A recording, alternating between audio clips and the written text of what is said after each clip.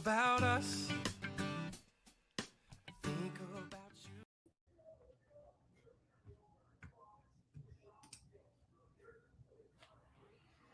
Hello. All right. I see you, Angie. I see you, Heather. Joy. Hello. Roel. D-Lynn. The crew is in the building. Hope everybody is doing wonderful. I'm going to let a few people come in here. Seems we are not live on Facebook yet. We're getting there hopefully soon. TK, 10K with TK is in the building. Robbie's here before Rachel. I love it. Is Wesley with you? All right, we're getting live everywhere, I believe. Hope everybody's doing wonderful. Lisa's here. Hello, Lisa. Robbie beat Rachel tonight. I love that. Yeah, I know Robbie typically comes in, around 10 minutes, around 7:10 with Doc.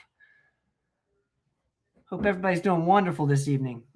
All right, I think we're getting live everywhere, I believe. Hello, welcome in. Welcome in, live Q&A Tuesday night. Hello. All right, getting Grandma Mary, hello. Happy Tuesday to you. All right, let's see here. If you got questions for Doc, I see some people coming in. How about this weather? If you're in East Tennessee like myself, the weather's been a little bit of a shocker. Edna, what's up? Great to see you as always. Real quick. Okay, we're getting some people in. Hello, everybody. Instagram, what's up? Hope everybody's doing wonderful this evening. Had a great question come in over email just a bit ago. I'll bring that up here just a second for everybody. Hello. I see a few people coming on Facebook. Thank you, guys. Thank you all for hanging out tonight. Terry, where are we at today? What's going on? Frida, hello. Great to see you. Danny, good evening. Hope everybody's doing wonderful tonight. If you guys, we're going to hang out here for about an hour or so. We're going to take as many questions as we can. See a lot of the crew is already here. I love you guys. Thank y'all for being with me as always. Thank y'all for dealing with my voice last week. Arlene, hello on Instagram. Dave, what's going on, brother? Great to see you. Yes, Rachel. I really hope it gets warmer. I'm about over it.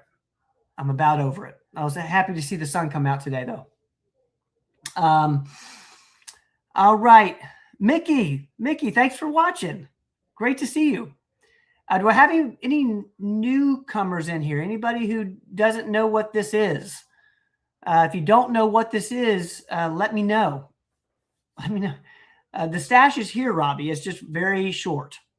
It's very short. I went a little overboard, but it's coming back. Great question, Frida. All right. What's going on, Whit? It's great to see you. Wayne is in the building. Great to see you. Thanks for being with us live. I know, I believe you caught it. You caught the show after we were live last week. It's great to see you tonight. Let's see here. Let's see. Danielle, are you watching live? I just saw a comment come up. I want to make sure I see it. I'm not seeing it in my feed over here. I want to make sure I get to it. I think Doc is on his way. We're going to get to it real fast. I love that, Roel. Stay tuned. With permission, I'll do something. I'll do something. My favorite one is, did we not have a code at one point with Roel's name in it? That's amazing, Terry. That's amazing. 50 prosthetics. in the DR. Man, so grateful to you. Glad you're back in the States safely. All right, let me put this up real quick. If you guys caught the new episode of the Common Sense MD is on nattokinase, nature's clot fighter. We got a few questions immediately in office. Okay, I see you, Angie. Immediately after this came out, the video came out this morning. Then the email, of course, went out at 3 p.m. today. So if you have questions around nattokinase, we're happy to answer any of those. Got a few in office already. Yes, Roel, I'm feeling so much better. The past week, bit on the struggle bus, but I'm getting there. My voice is better. I feel great right now. What's going on? Okay. Welcome. Good evening.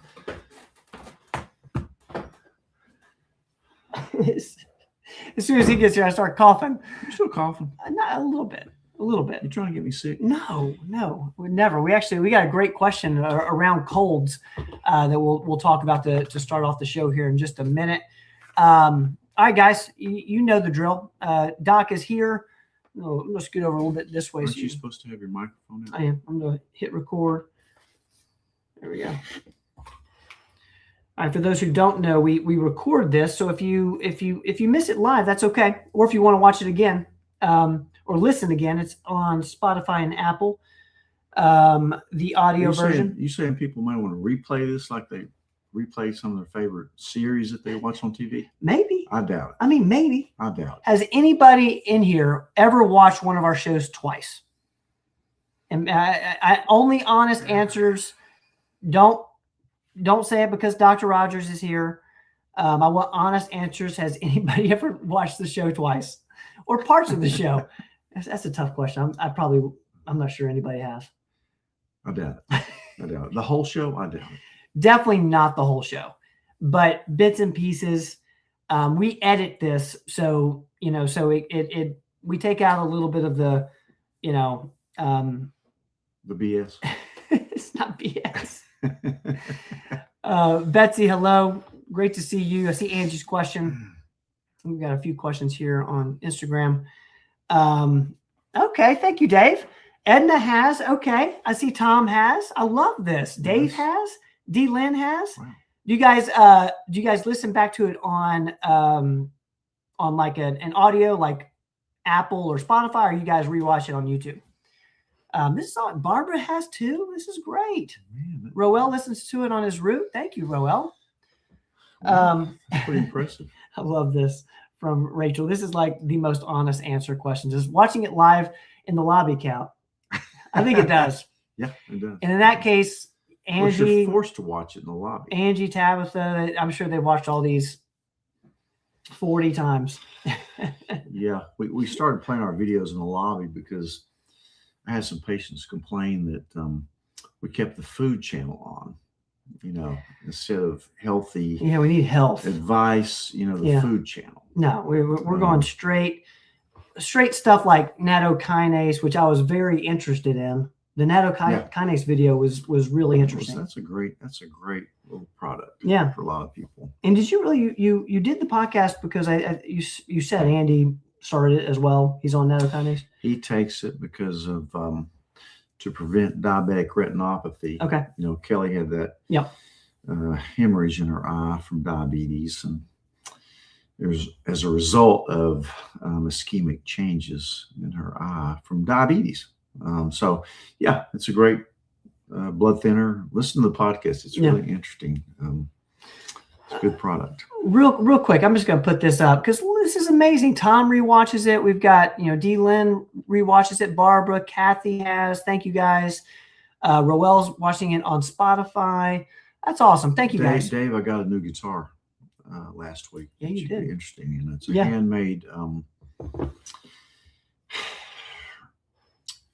Really, it's a handmade reproduction of a vintage Gibson ES 335. You have to look at it sometime. It's a beautiful guitar. Do you ever think you'll do like any sort of live YouTube show around music? I think I'll probably be performing music live someday. That's what I hope. I see Bryson's in here. Bryson, I love you, brother. Great to see you in here. Getting ready to fill out my bracket after the show. Bryson didn't do any pull-ups today at work. I haven't. He does it every other day. Pull-ups? Yeah. Can you do a pull-up? A successful one? Come on. I know you can't do 10. We know you can't do 10. I definitely do 10. All right, let's get to the questions. If you guys got a question for Doc, go ahead and put it in the comments. Real quick before I forget, a lot of you guys, you hear nattokinase with serrapeptase. So we put this in Performance Weekly this week. This is a Explain This episode that the star of the show, Robin Riddle, did on serrapeptase, benefits and uses. And then we put in Lucas Schmidt, our nutrition coach, did an episode on nattokinase about a year ago. We remixed it. So if you're interested in nattokinase, open up the email that went out today. If you are not on the email list, let me know and we'll get you on the email list. We tend to curate all the content so it kind of makes sense. So serrapeptase is related to nattokinase. Yeah. Very close. They're close. Like if you were to Google it, you hear nattokinase and serrapeptase quite a bit together. We use them for different purposes. And then there's lumbrokinase, which is more potent than natto, but you got to be careful with it. It really thins your blood out more than nattokinase. But yeah, it's a good podcast, I think. Check it out, guys. Let me know in the comments if you've already watched and what you thought.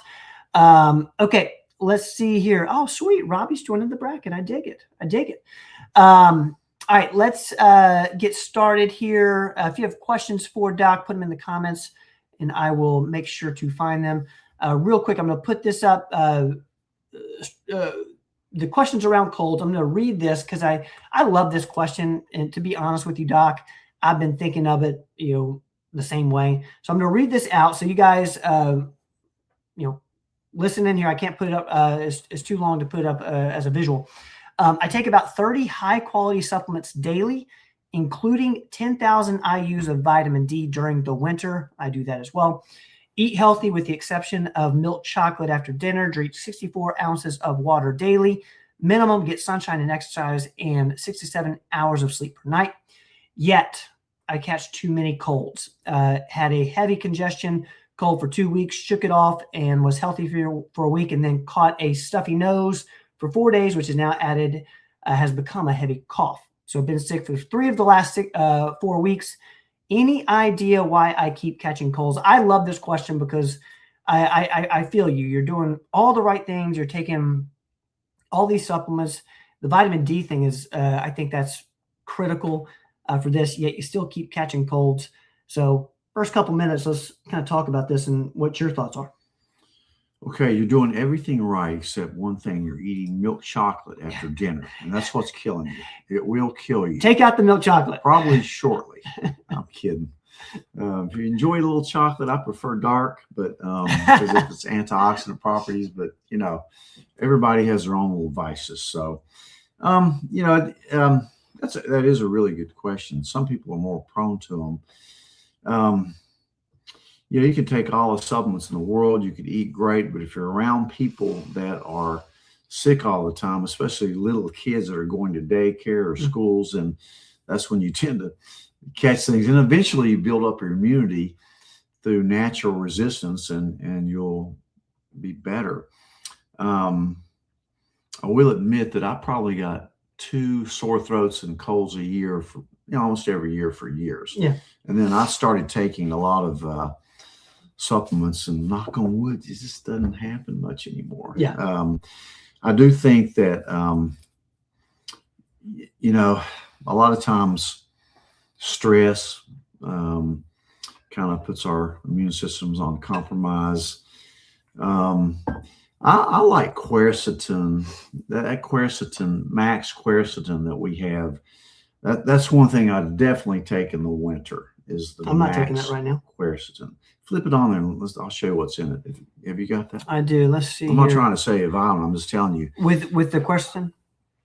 Or you want the super? No, the max quercetin, if it's on there.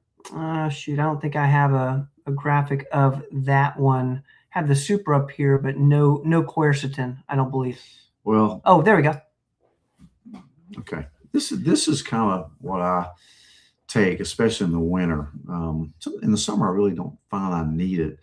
But that's a really good preventative, I think. So you got the vitamin C, you got quercetin, you got the nettle extract, and the NAC. Yeah, that's a good little thing. Flip our immune formula up there too. That's one. This is another one I take.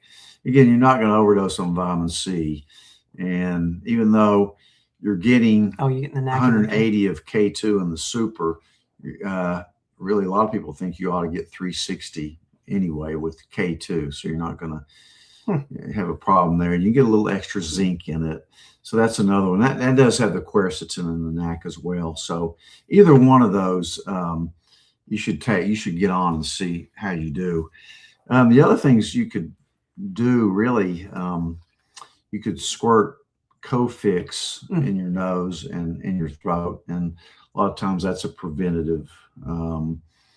But you're doing all the right things. It's just some people through stress or their immune system goes in cycles. The winter is usually the worst time. And the other thing I do is sweat. I get my infrared sauna. I really think that helps me detox, especially if I've been exposed to something. Yeah.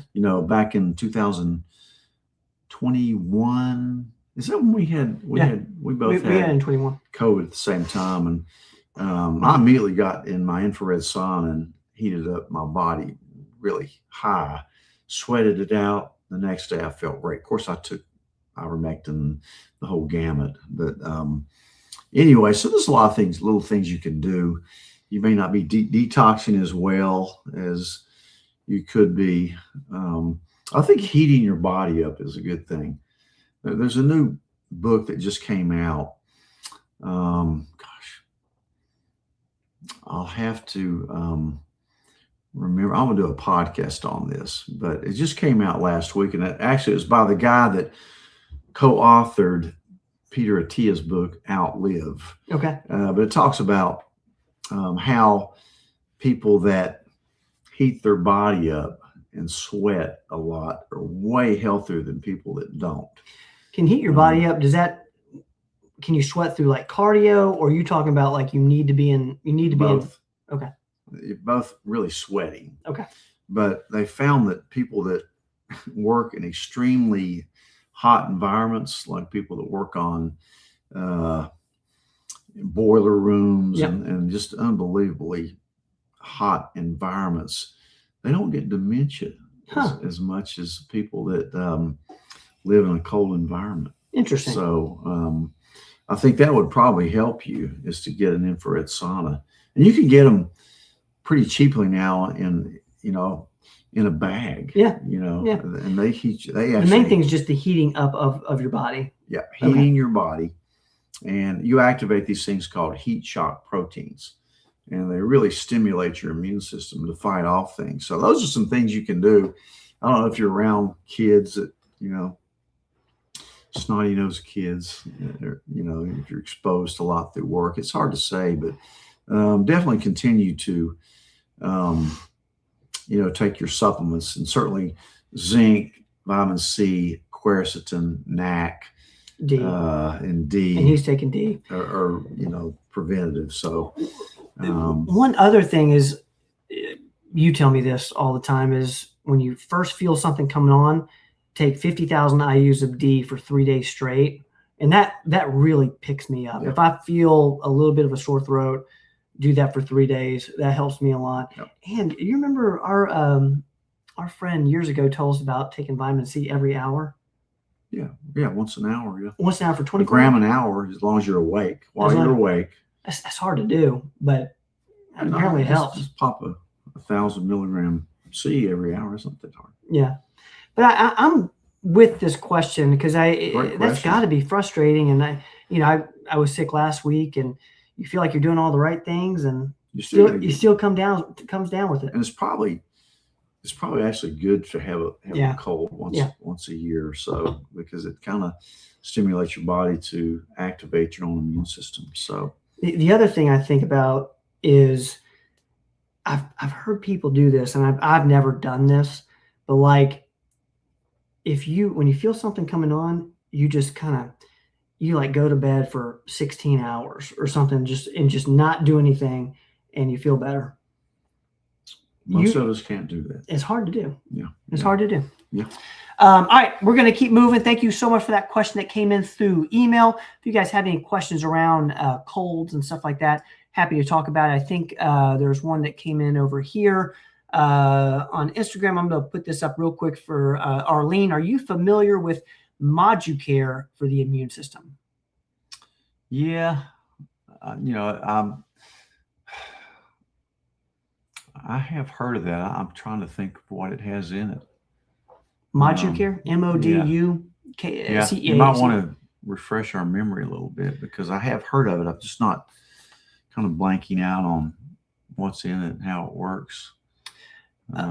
Arlene, can you, it's B propolis spray. Oh, I think that's for the immune system. Arlene, can you give us a little more context with the Moducare over here on Instagram? And then I'm going to get to Angie's asking, is it okay to do keto diet while microdosing a GLP-1? Yeah, of course. All right. Thank you, Angie, for that. I'll be looking over here for Arlene. I microdosed my GLP-1 today. Let's keep moving. I see Robin Reel's in the building. Robin, what's going on? It's great to see you. I see Karen's in here. Karen, great to see you. Yes, Karen can't sleep for 16 hours. I'm with you. I'm with you on that. Okay, real quick, I'm going to put this up too. I saw it, if I can find it, because I'm actually wanting to do this as well. Brooke Watson, our PA in Kingsport, has an elderberry, and I need to try this. Rachel's saying it's helped her a lot.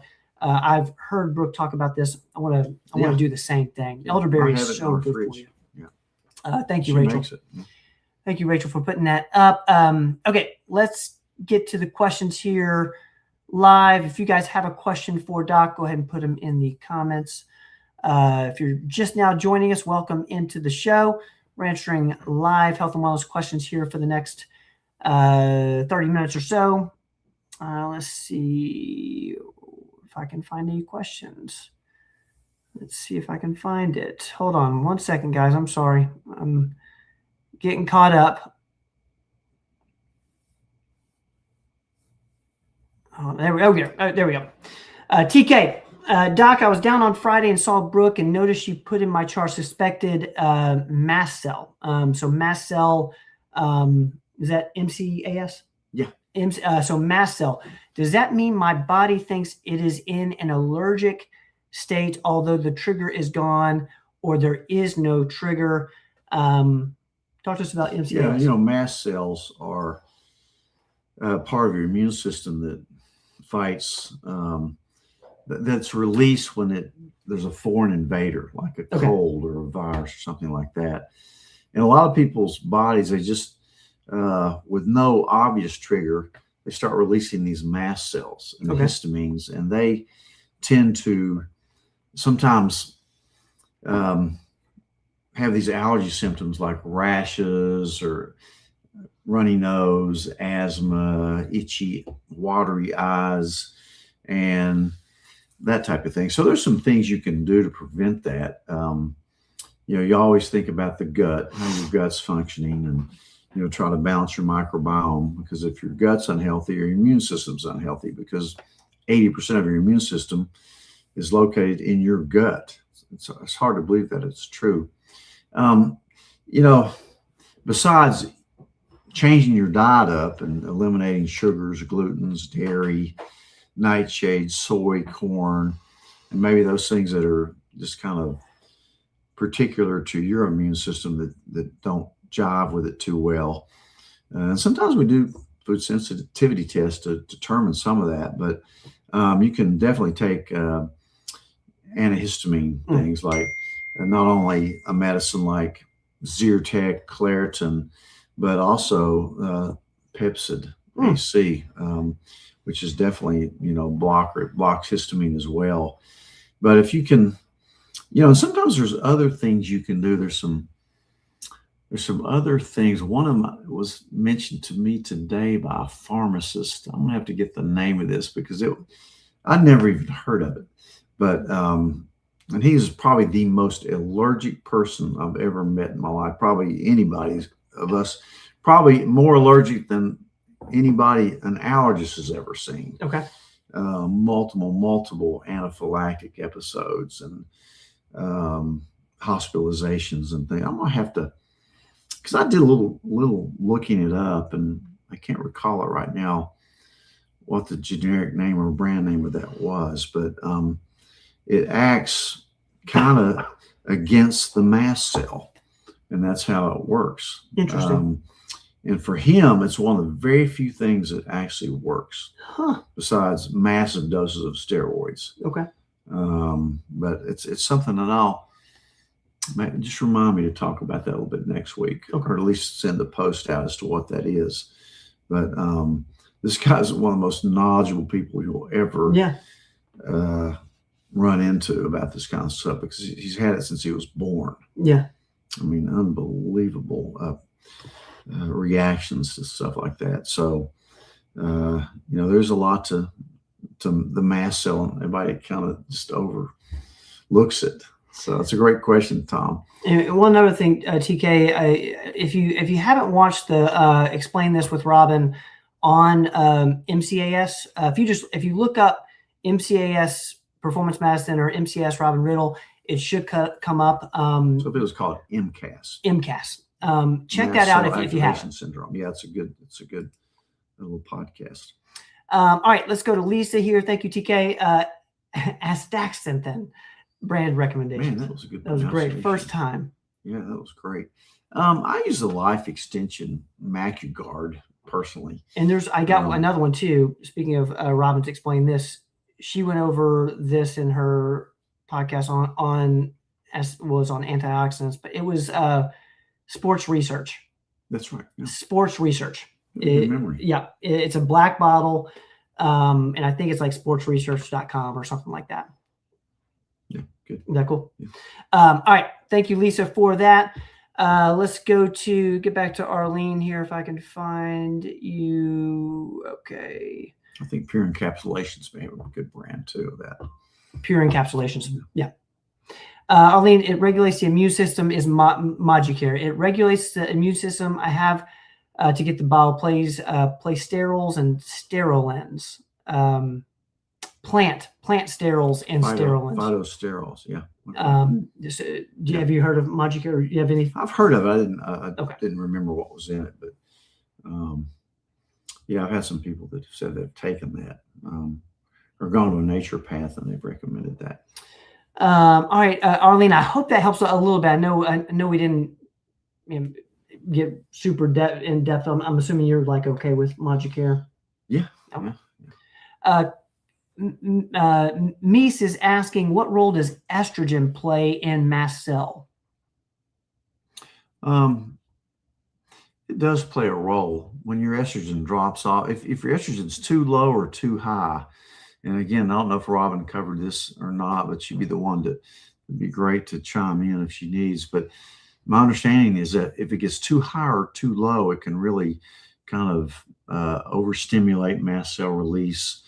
Or understimulated. Estrogen is so important to a woman's life that, and unfortunately, a lot of women are denied estrogen, when they get into the menopause. And it's very unfortunate because it's a downward path if they don't think about using estrogen as far as their brain, their bones, their muscles, their heart. But yeah, I mean, that's what makes women's hormones so complex, is because they cycle. Yeah. That's why you're more prone to getting sick, when your estrogen levels are too high or too low. Yeah. So there is a kind of a correlation there.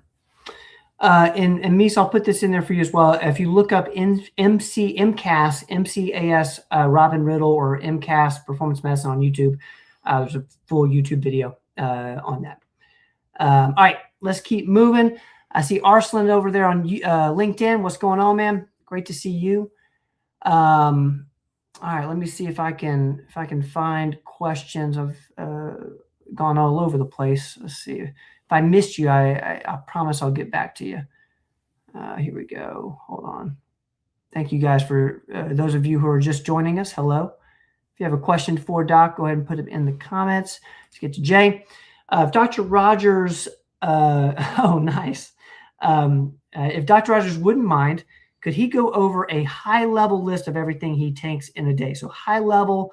What's high level? High level means kind of like detail. High level to me means the most important things. Oh, well, no, okay. I mean, you may be right. Let's go. Let's do as much as you can remember. Okay. Off the top of your head. Okay. I take a lot. But certainly I start out my mornings with, and again, I do intermittent fasting, so you have to be careful on the timing of the vitamins. But I start out every morning with the energy formula, which has CoQ10, PQQ, and taurine. And also I take a methylene blue tablet. Then I take a digest shield. Okay. In the morning. I take it in the morning. Interesting. Okay. Then I take it before supper as well. But so those are the things I take in the morning. Then when I eat something, I do the super, of course, which covers a lot of things. And the most important thing, again, you'll take is going to be vitamin D with K. I usually take 5,000 D with K too. And in the winter, I add an extra D3 in there, 5,000 for a total of 10,000. So it's got that in it. It has all the methylated B complex. Again, I have 2 mutations on the MTHFR 677T gene. So I always look for methylated, even if you don't have a mutation. It's just apt to work better. So you have all the methylated Bs in there. You have the absorbable form of C. You have the natural form of E in there.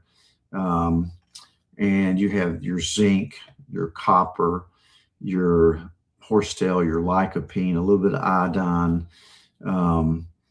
You have manganese and boron.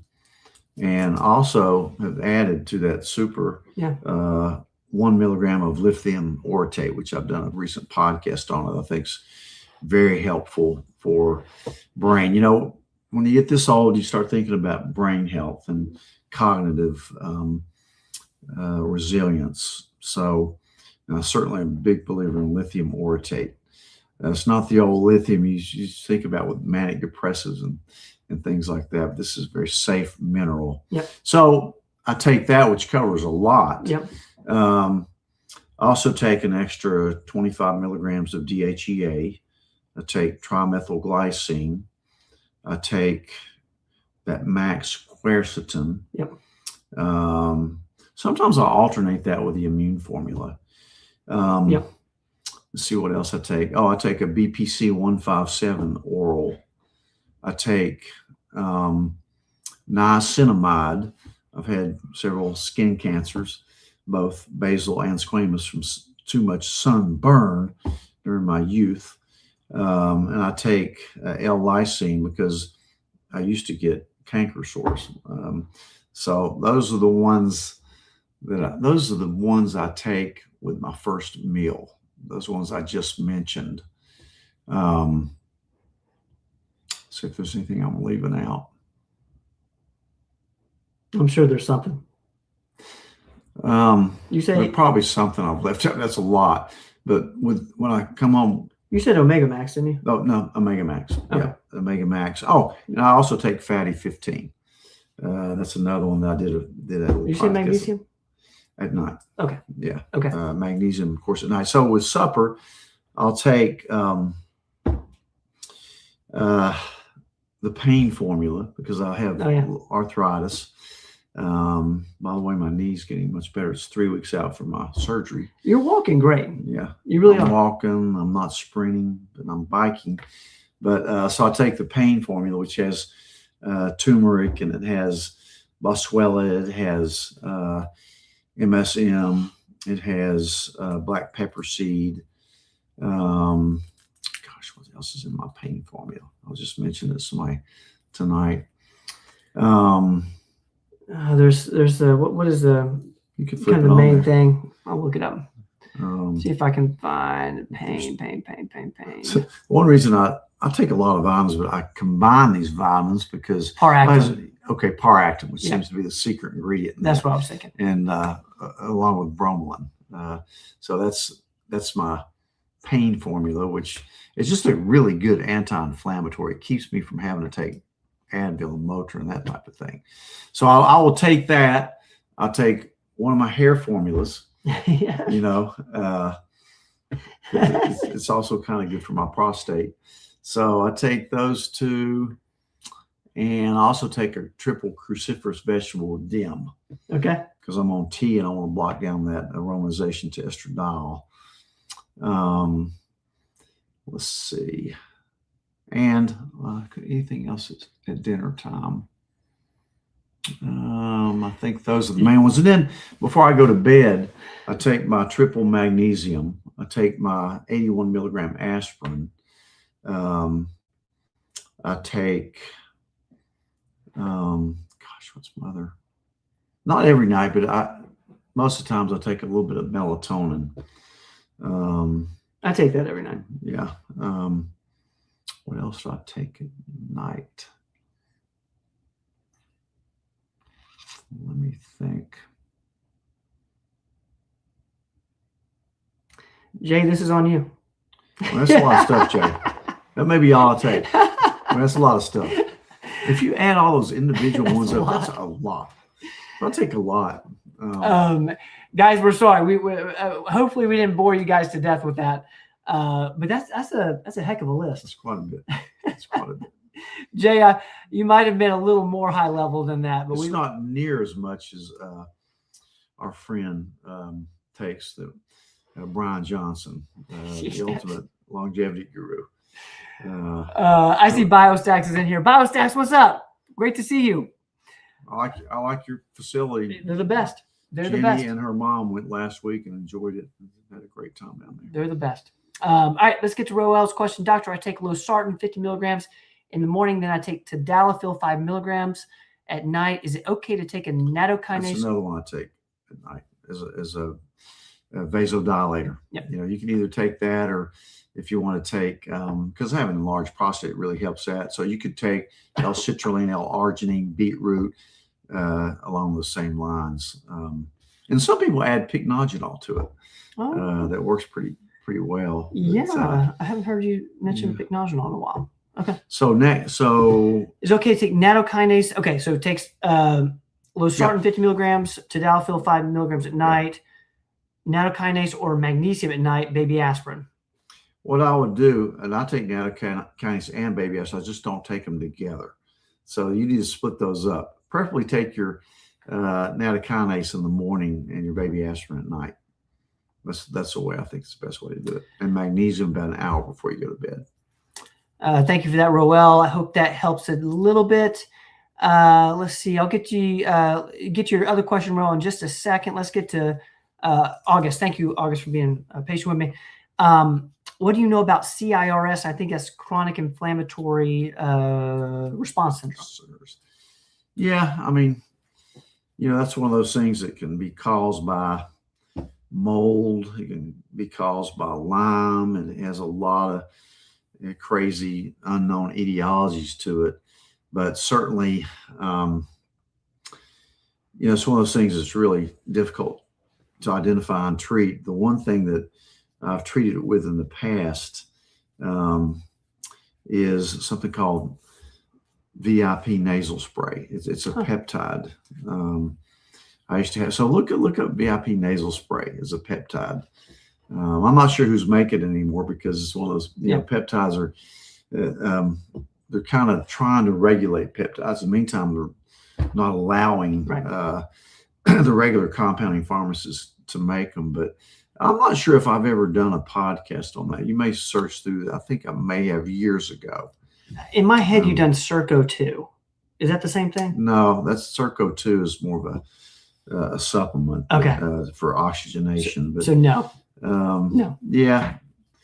the chronic inflammatory response syndrome is a little different ball game, but it can be caused by many things.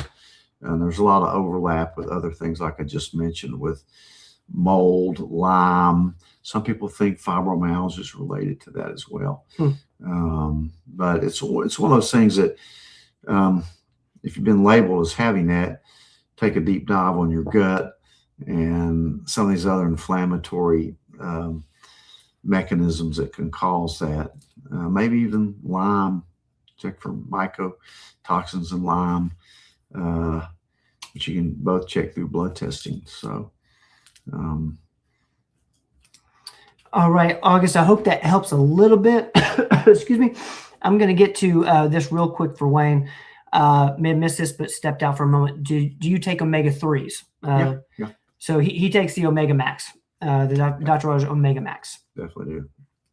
I take Fatty 15 too. All right, let's get to Karen's question, and then I'll get to Ruel. With hormone pellets, will you remind me? Remind me the benefits of women testosterone? If OB freaks out due to high level testosterone, I'm still good. Looking for a podcast to review. It's a great question. So it seems to me. Yeah, that's a great question. Because if you're a female, again, females need testosterone just like males do, just a lower level, about 1/10 of the blood levels in most people's opinion, 1/8 to 1/10. But I mean, out of all the medicines I've ever prescribed, testosterone would be number one. And people coming back and hugging me, saying it changed their life, male or female. Certainly you take it for memory, you take it for bone, you take it for muscle, you take it for energy, and women need it too. Now, the tricky part is there's no normal level. If you look on a Quest lab, the levels are going to be from like 3 to 45. Those are all low levels. And again, you go more by symptoms than you do blood levels, especially with hormones. Still got to keep an eye on them. But certainly, if you have a level of 100, 150, that's fine. But some people that don't do a lot with it, like obviously your OB has not studied that or experienced it, so they may freak out thinking a woman doesn't need testosterone, which certainly they do, just like a man needs some estrogen. But when you're getting too much is when you may have too much acne or hair growth. But yeah, women absolutely need testosterone, and the levels are going to be typically 80 to 100. Shoot for that, but for a woman, but even higher. I mean, depending on if you work out a lot, if you're trying to build muscle, you may want a little higher level. So don't freak out at that at all. They're just not used to women having testosterone. A lot of them I had a lady today that doesn't think her gynecologist doesn't think she needs any estrogen, even though she's menopausal. With no risk factor. So it's a matter of education and experience. And do you need to find a like-minded OB, or can you just keep doing it and just deal with whatever the OB says, or do you need to find an OB that kind of believes in what you're doing? Either way, I mean, you can do your OB for your normal stuff and then come to a hormone expert like we are. Or there's some OBs that do it. I won't mention names, but there's really good one that I like a lot. We share a lot of patients, and he's certainly big on testosterone in women. So it's just a matter of your educational levels and all. So a lot of times the doctors, like I've told you many times, they tend to poo-poo what they don't know about. It's just doctors are that way. Most of them are not real open-minded, to be honest with you. And if a patient comes in knowing more than they do, especially this internet age and chat GPT age, then they may get offended. So just take it with a grain of salt, and remember, this is your body. You should do your own research and do what you're comfortable doing. So that's kind of the way I explain it to people. Karen, thank you for that. Real quick, KK is asking, do we need to take breaks from testosterone as women? Not really. If you're postmenopausal, not really. Not unless you develop a tolerance. You feel like it's not working anymore. Then I'll stop it Okay. and restart it in a couple of months. And a lot of times, even for men, sometimes. Okay. So it's not a bad idea. Okay. To do it, give it breaks. But remember, it's building your bone. It's helping your brain. It's building muscle, which burns fat. It's helping your everything, from your libido to your mental function to everything. All right, let's keep moving. Thank you, KK, for the question. Thank you, Karen, for teeing us up there. Ruel is asking, hey, Ben and Doc, really good to see you. Great to see you as well, Ruel. I have two questions. A few episodes ago, Doc mentioned what he takes to help sleep. Would you mind sharing? We'll get that first. Melatonin doesn't work, and I don't want to take Ambien, quidipine, and definitely don't get on Ambien. Okay. I tried low-dose gabapentin, but no help. Any suggestions? So let's tackle that one first. Sleep. I don't think taking Nebivolol with losartan's interfering. It may give you fatigue. You're on the second anything question. That gives you acts as a beta blocker will give you fatigue. But in any event, I like, and this is another thing that I take. It's not a supplement, but I actually have found something, because I've had a lot of insomnia problems that I think stem from being a doctor and having to get up at night and go back to the ER in the hospital every third night and get woken up all night for many, many years. It just disrupts your circadian rhythm. It's almost like shift worker syndrome that occurs with a lot of shift workers. It's tough. If you go on with it for a long period of time, then it's really rough. But honestly, I take a Zyrtec, usually a half of a Zyrtec. I think that really helps me sleep. And I also take a little bit of progesterone, which you think of as a female hormone, but actually men need that as well. And that's why I dose it with women at night, because it really helps you relax and sleep. So it's kind of like nature's Valium for them. So, I do take that. And of course my magnesium, and I kind of call that my triple play. And what was the third one? So you got magnesium, progesterone, and what's the other one? And Zyrtec. Zyrtec, I do. I take that too. Which is an antihistamine. It just doesn't. I don't like to take Benadryl at night. That drags me out too much. And certainly Ambien is something you should not take long term. If you have to take a prescription, again, I deal a lot with insomnia patients. Sometimes if it's short-term use only for like you're traveling, you can't sleep. I like Lunesta 10-to-1 over Ambien. It's a much cleaner drug. It's still what we call a Z drug. But there's other things that we'll try. Trazodone is an old tricyclic antidepressant that a lot of people sleep great with. I tried it one night and felt absolutely horrible. But I have some people taking much higher doses, and I even try a low dose, and they love it. One that I really like that's also an old-timey and higher doses an antidepressant, but in lower doses, it's actually approved for sleep. It's called Doxepin. And it's a prescription medicine, but that's one I've had a lot of success with, getting people off of Ambien onto something else that, really helps them sleep. And with not a lot of side effects as well. A little bit of dry mouth maybe. So gabapentin,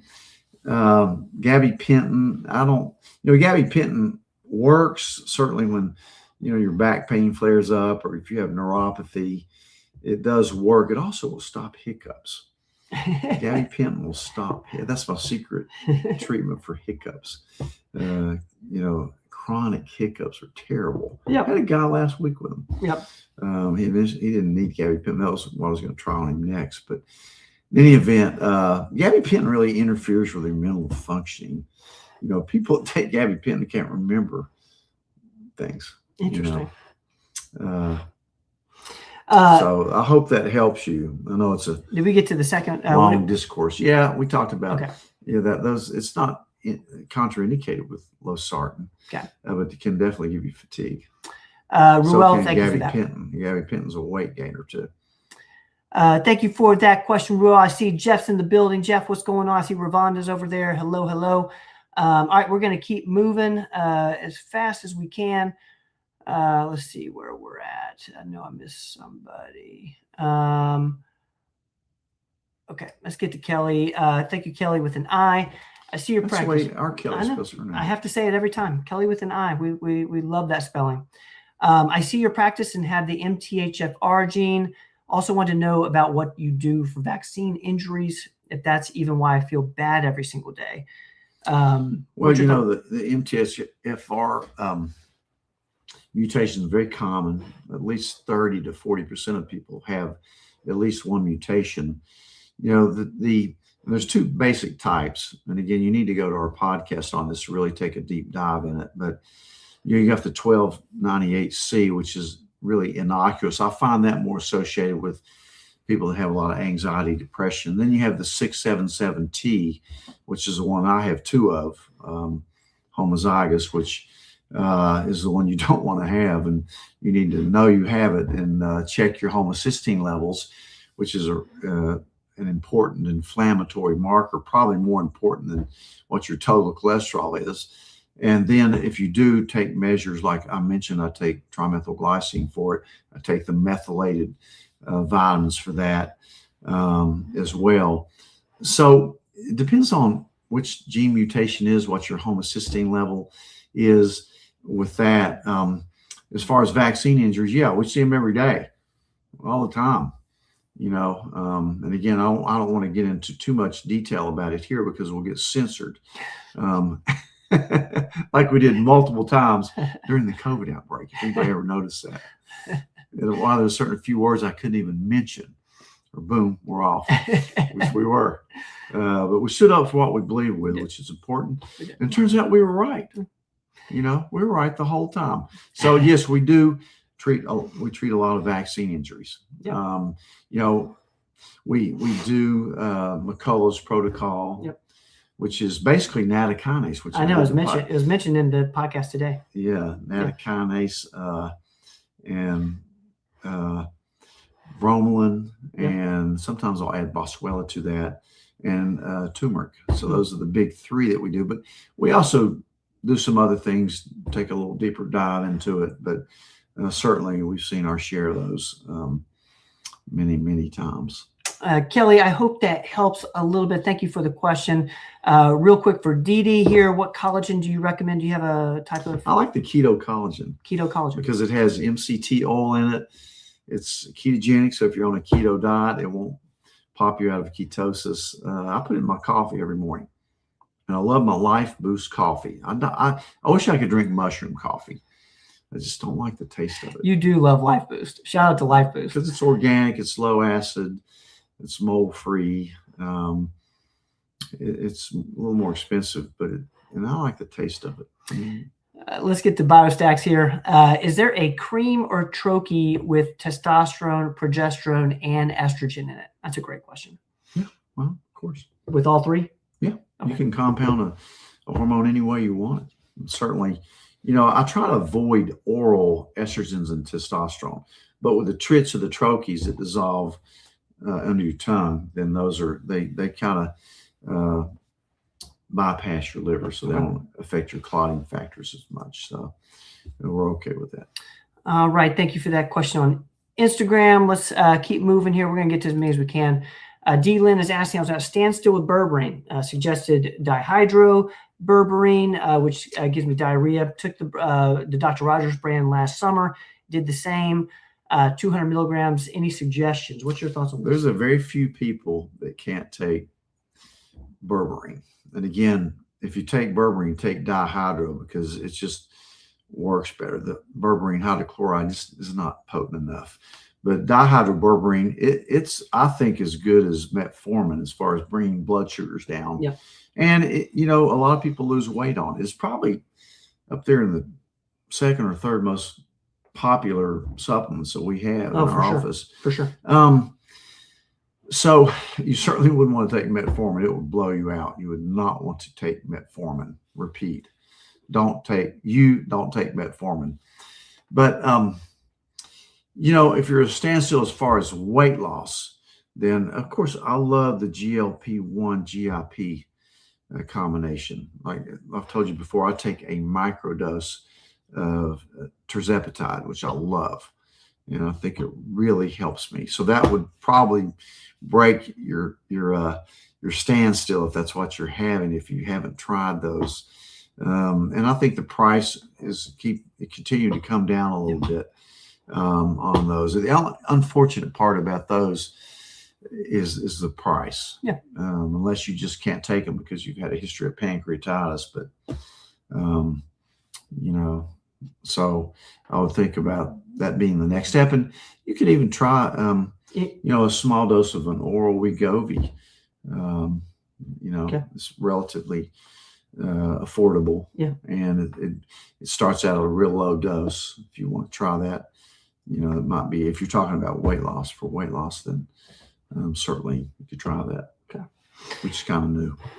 D-Lynn, thank you for that question. I hope that helps a little bit. Let's keep moving here. Let's see. Barb's asking, what are the benefits of taking progesterone? How long after starting will you notice a change? Yeah, well, progesterone is one of those essential women's vitamins. Again, you can't take estrogen if you have a uterus without progesterone. You can never take unopposed estrogen if you have a uterus. Even if you don't have a uterus, you should still take it because it has about 300 different functions in a woman's body. And one of the ones is balancing your estrogen levels out.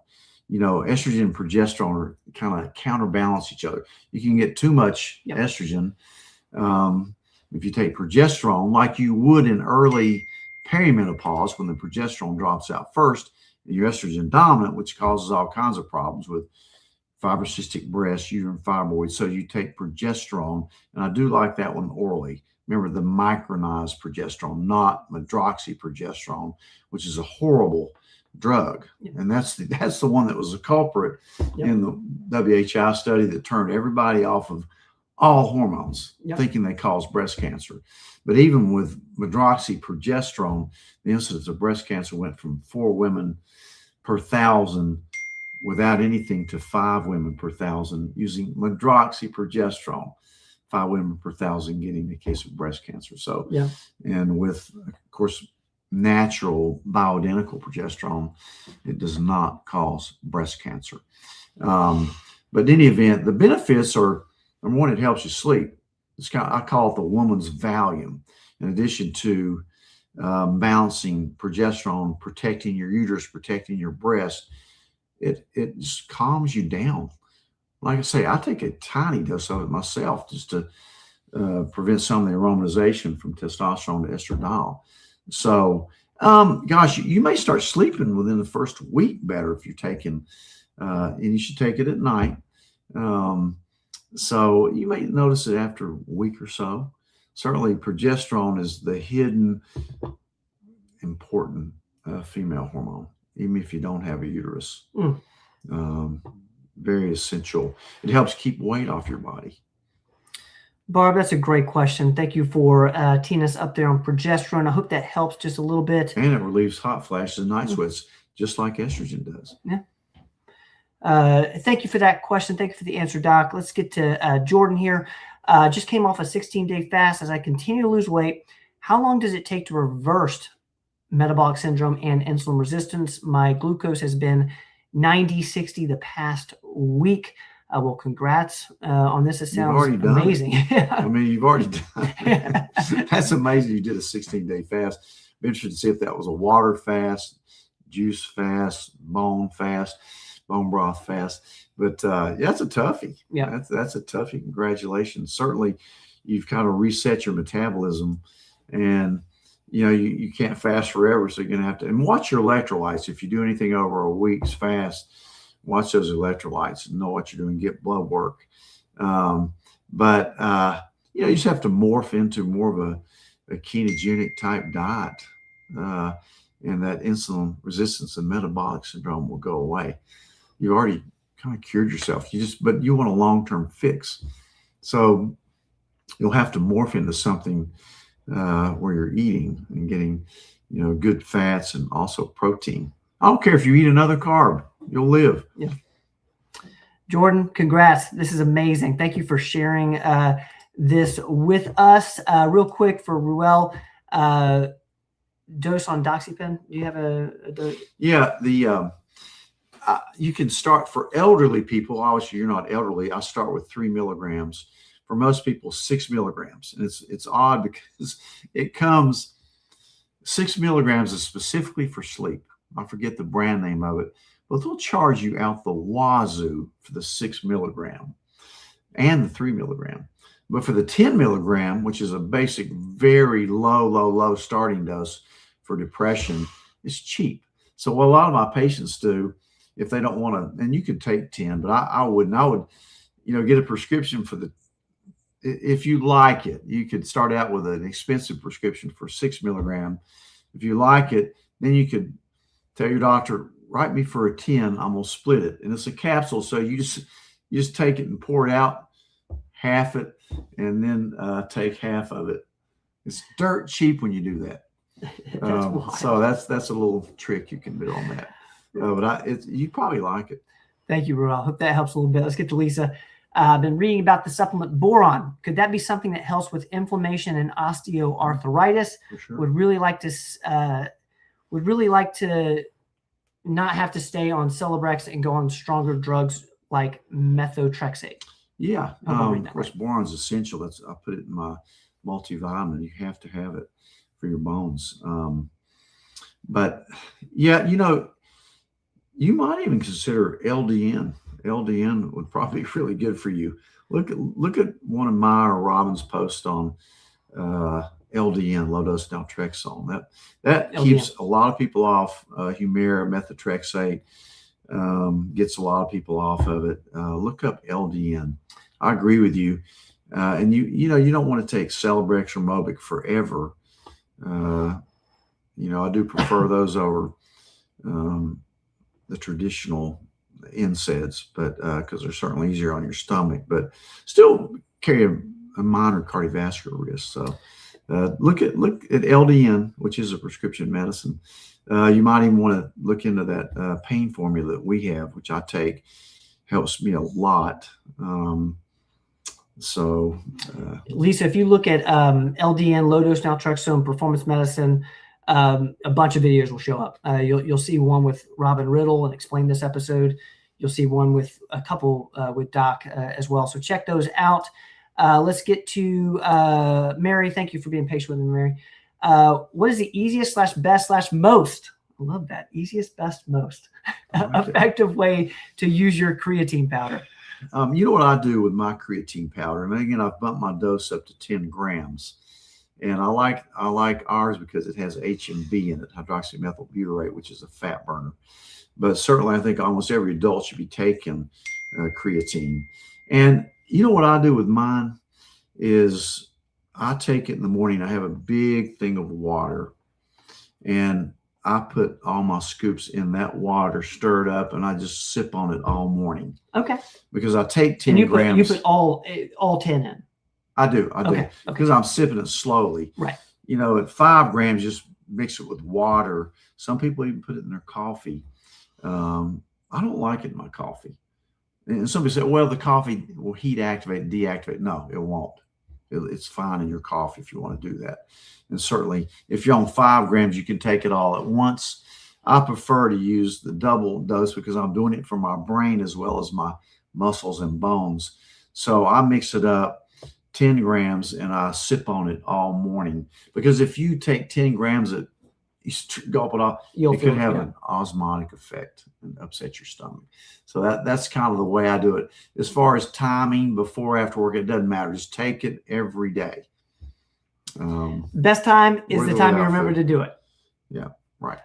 Mary, thank you so much for that. Real quick, guys, we got a couple big wins. I want to put up one from Wayne. This is huge, Wayne. You get some little lift in your mood, but taking enclomiphene, age 55, I've heard that awesome. not be Good. affected by age, but looking forward to Awesome. some good results. That's amazing, You're a Wayne. young 55. Yep, that's amazing, Wayne. Thank you for that.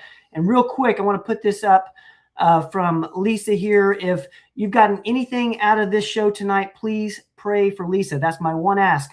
Pray for Lisa. She's doing better, but we need more prayers. So if you've gotten anything out of this hour, shoot up a prayer for Lisa. Lisa, we love you. Thank you for being with us as always. We love you so much. All right, guys, I think we have made, I think we've gotten everything. No, I see Roel had a question that I'm missing. There we go. This is a good one. When I take my TRT injection, I get sore for a few days. Should I rub the muscle or not afterwards? I inject it in my quads twice a week and rotate my left and right leg. Great question. Yeah, you're more likely to get it, a little knot in your quads. You could try to switch to a sub-Q formulation. Sometimes some guys do a sub-Q instead of IM. And sometimes when people do that, they get knots in their belly when they stick it in their belly. So, I think one thing, a lot of people pinch it up. Don't pinch it up. Just go flat. Do not pinch it up. And just pop it in. And pop it in fast, inject slow. Use ice afterwards and see if that doesn't. And always vary the spots you do it in.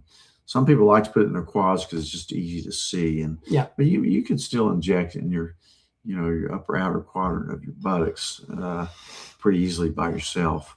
So rotate around a little bit, and I don't think I would rub it too vigorously, but I would definitely think about putting ice on it if you tend to knot up a little bit.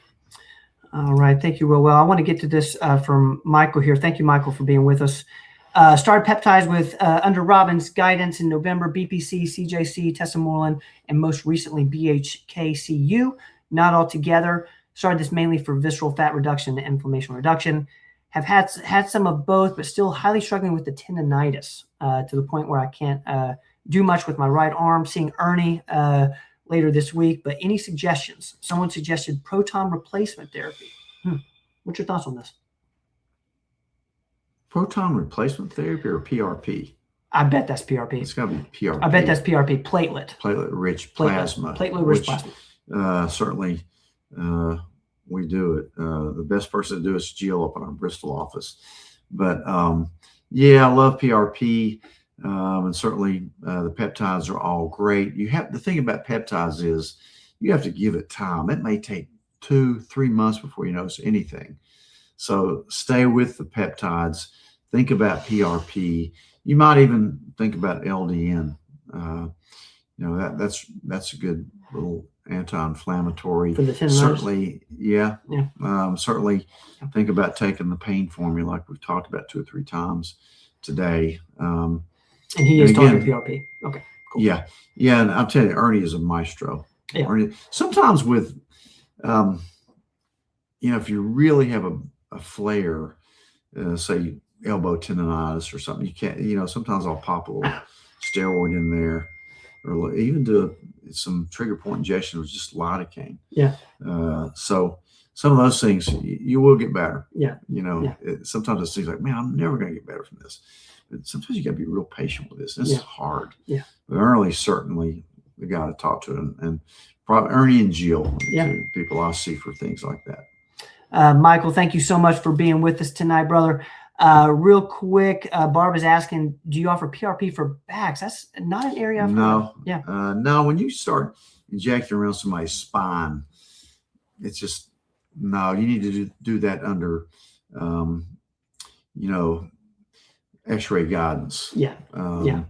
But, and I'm not sure if anybody around here is doing that, to be honest with you. I hadn't heard of it. I'll tell you the best people to go for, the best doctor to go to for injection of backs is Dr. Michael Wilkinson. And look at my podcast with him. He's an unbelievable, highly trained back pain expert. I'm trying to think what that episode was called. Something with pain. It was 3 or 4 weeks back. But if you look at our YouTube channel or the Common Sense MD on Apple and Spotify, you'll see it with Michael. And he does awesome stuff. As a matter of fact, he went to Johns Hopkins and he did his and he did a fellowship there, not only in anesthesia residency.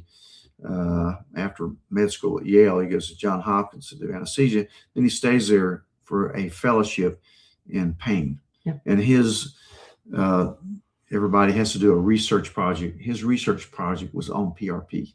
Really? Yeah, that's cool. Yeah, so I'm telling you, you should see him. It's Michael Wilkinson, and that's on our YouTube channel if you want to learn more about him. He's in Johnson City, and I'm seeing they're all good out there. Michael's wanting to know inject near the bicep for the elbow tendonitis with the peptides, or no, with PRP. Well, PRP, yeah, near the bicep. Do it bicep, or you can virtually do it about anywhere, and it finds it. Except as far as that, unless you start messing with the spine, then you need to go to somebody different. All right, guys, how do we do? Let me know in the comments. I see we got a 10K from TK, which I love. Thank you, 10K TK. Let me know. I'm going to get you. It's amazing.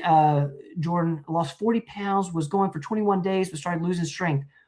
40 pounds, water fast with electrolytes, 19 days. That's incredible. That's incredible. All right, I'm turning off the recorder here. We love you guys. We will be back next week, as always. Let me know in the comments how we did. I'll make sure I look at every single one tonight. We love you. We'll be back next week, Tuesday, 7 o'clock. We'll be here. I hope you guys will come back. We appreciate y'all so much. Melanie, I see you. Thank you so much. All right, where's my outro? Let's see here. See you guys. Don't go away.